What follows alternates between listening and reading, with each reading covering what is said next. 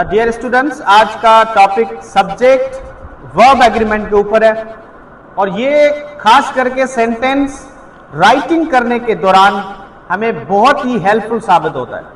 हमें कैसे पता चले सब्जेक्ट के साथ कौन सा वर्ब आएगा, तो ये जानना बहुत जरूरी है। मैंने बोर्ड पे बेहतरीन जो है वीडियो आपके साथ शेयर करनी है।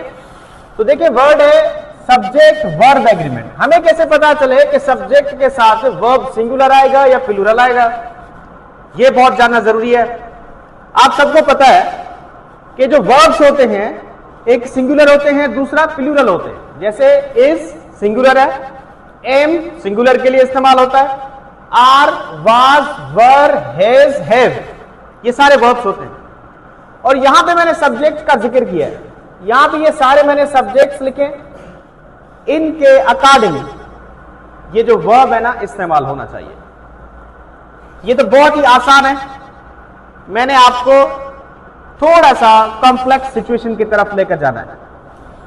देखिए, आई के साथ वर्ब एम आता है, वी के साथ आर आता है, यू के साथ आर आता है, ही के साथ इज, और ये मैंने पूरा जो है आपके साथ शेयर किया है। लास्ट वन है जिसका सब्जेक्ट आखिर में आता है, यानी कि वर्ब के बाद जो नाउन या प्रोनाउन इस्तेमाल होता है उसके अकॉर्डिंग हमने वर्ब इस्तेमाल करना होता है, वो है देयर। हमें कैसे पता चले कि देयर आर इस्तेमाल करना है या देयर इज इस्तेमाल करना है? देयर इज तब इस्तेमाल करेंगे इज जब यहां पे नाउन जो है सिंगुलर होगा। देखिए यहां पे देयर इज अ बर्ड, अगर अ बर्ड है यहां पे तो यहां पे इस्तेमाल क्या होना चाहिए? इज। अगर यहां पे ये लिखा हुआ है देयर डैश बर्ड्स, तो फिर क्या इस्तेमाल करेंगे? आर। तो यहां पे सब्जेक्ट और वर्ब का ताल्लुक हो रहा है। अब आते हैं सब्जेक्ट क्या है। सबसे पहले यह जानना जरूरी है, सब्जेक्ट के दो फंक्शन होते हैं, एक काम करने वाला, यानी सेंटेंस में हमें पता चलता है ये काम कर रहा है। दूसरा, सब्जेक्ट के बारे में बात की जाती है सेंटेंस में, जिसके बारे में बात की जाए। एग्जाम्पल मैंने लिखा Ali is doing work, Ali काम कर रहा है। अब इसमें सब्जेक्ट कौन सा है? बात किसकी हो रही है? जिसकी बात हो रही है या जिसके बारे में बात हो रही है वो क्या होता है?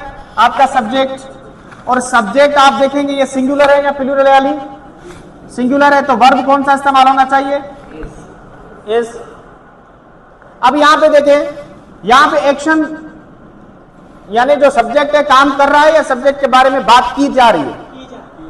चेयर इज ब्यूटीफुल, चेयर के बारे में बात की जा रही है, यानी ये सब्जेक्ट है, सब्जेक्ट के बारे में बात की जा रही है, तो ये आपका क्या है?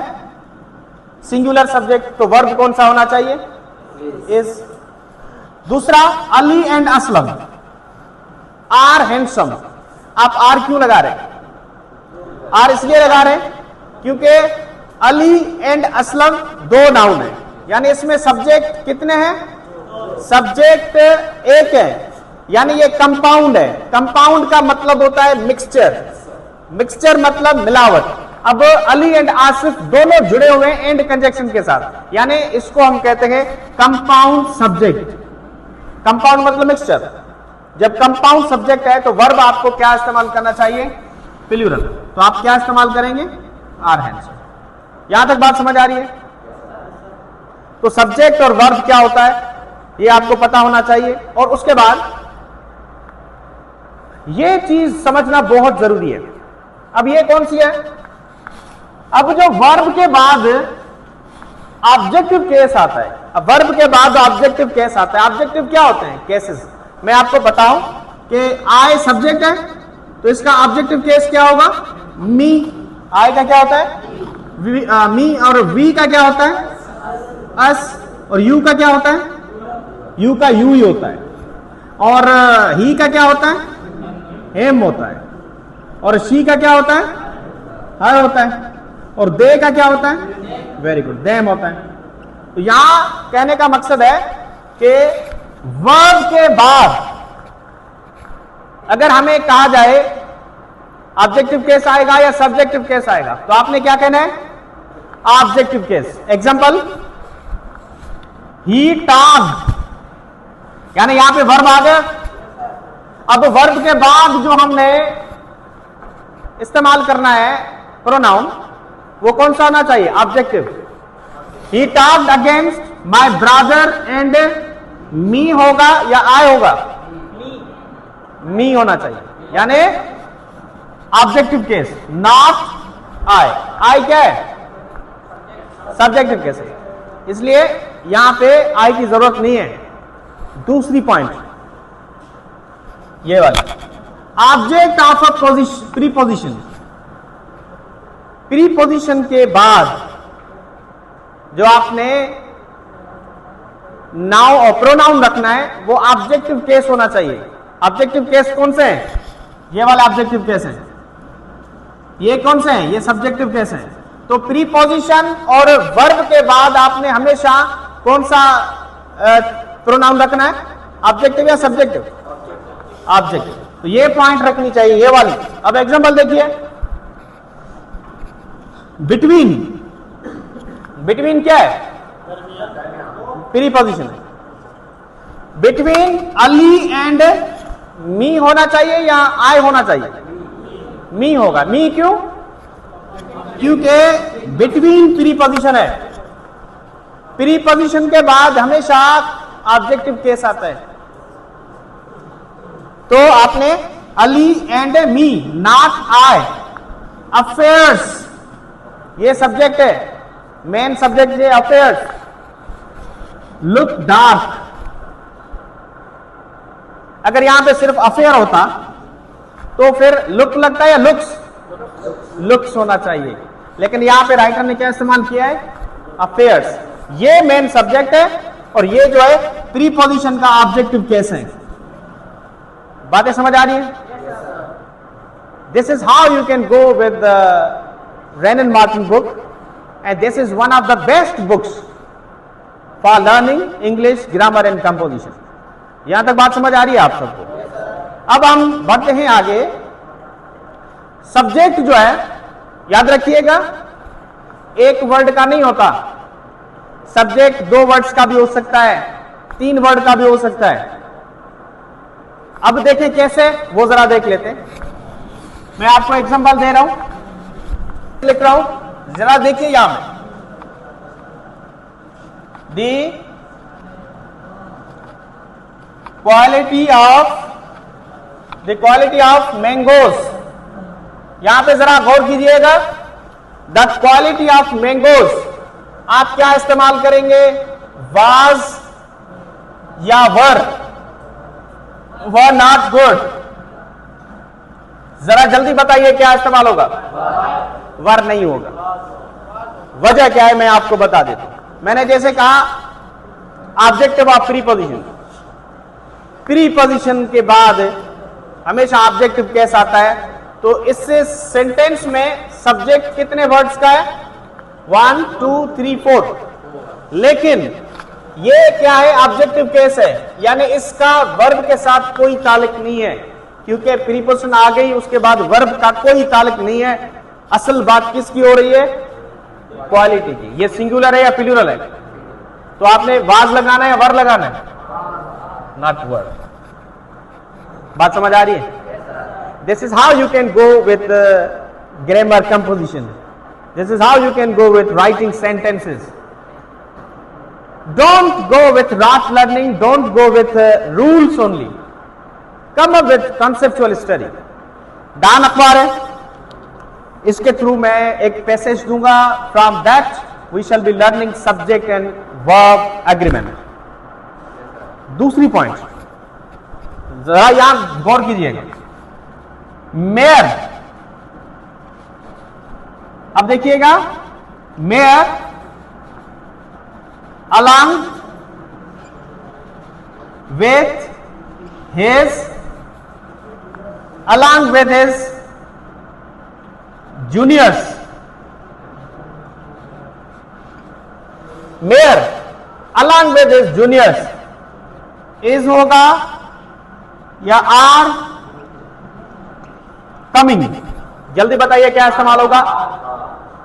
यहां पे इज इस्तेमाल होगा, क्योंकि along with seniors ये प्रीपोजिशनल फ्रेज है, इसका वर्ब के साथ कोई ताल्लुक नहीं है, बात किसकी हो रही है? अब इसको आपने कामा इस्तेमाल करना है क्योंकि ये एक्स्ट्रा इंफॉर्मेशन है रिलेटेड टू सब्जेक्ट मेयर, तो आपने इस्तेमाल इज करना है, नॉट आर। और दूसरा example, principal, principal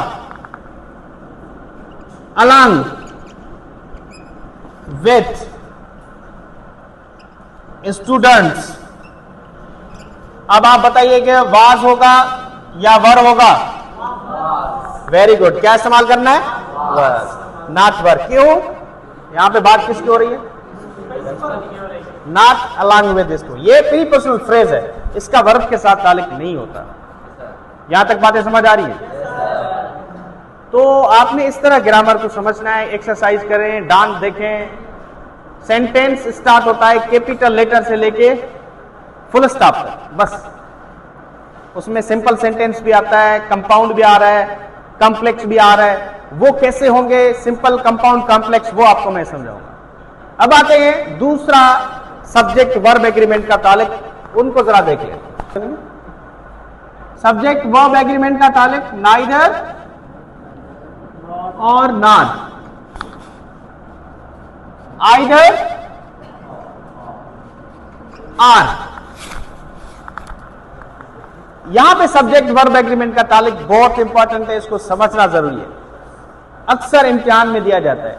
recently ASI sub inspector में आया था, एसपीएससी में आया था, यहां पे जो आईबीएस अक्षर है वो भी यहां से काफी अक्सर देते। अब आपने एक पॉइंट याद रखनी है कि नाइदर, नार, आइदर, आर, ये हमेशा याद रखिएगा दो पर्सन या टू थिंग्स के लिए इस्तेमाल होता है, not more than two. Example देखिएगा। अब यहां तक आपको यह बात समझ आई कि नाइदर, नार, आइदर, आर दो पर्सन या दो चीजों के लिए। दूसरी पॉइंट, नार और आर इनका पेयर होता है, नाइदर के साथ नार, आइदर के साथ आर। अक्सर इम्तिहान में गलती देते हैं, नाइदर के साथ आर दे देते हैं, आइदर के साथ नार लिख लेते हैं। तीसरी पॉइंट याद रखिएगा, जो वर्ब इस्तेमाल होगा, वर्ब वो नार के बाद वाले सब्जेक्ट के अकॉर्डिंग इस्तेमाल होगा। एग्जांपल, नाइदर अली नार हिज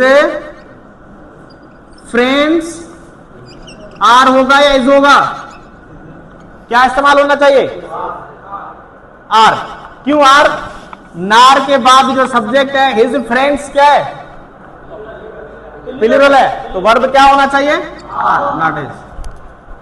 एक और पॉइंट, अगर सेंटेंस में इस तरह जुमला आ रहा है, सुनिए, हिज फ्रेंड्स पहले रख रहे हैं और अली बाद में रख रहे हैं, तो ये सेंटेंस गलत है। अच्छा, गलत क्यों है? क्योंकि प्लूरल और सिंगुलर अगर नाइदर, नार के साथ इस्तेमाल हो तो हमेशा प्लूरल जो नाउन है वो नार के बाद आपने रखना चाहिए। समझ आ रही है बात? बहुत इंपॉर्टेंट है। मैं एक एग्जांपल दे रहा हूं, आप इसको जरा समझाइएगा, गलती कहां है। नाइदर जॉन और हिज फ्रेंड आर बिजी।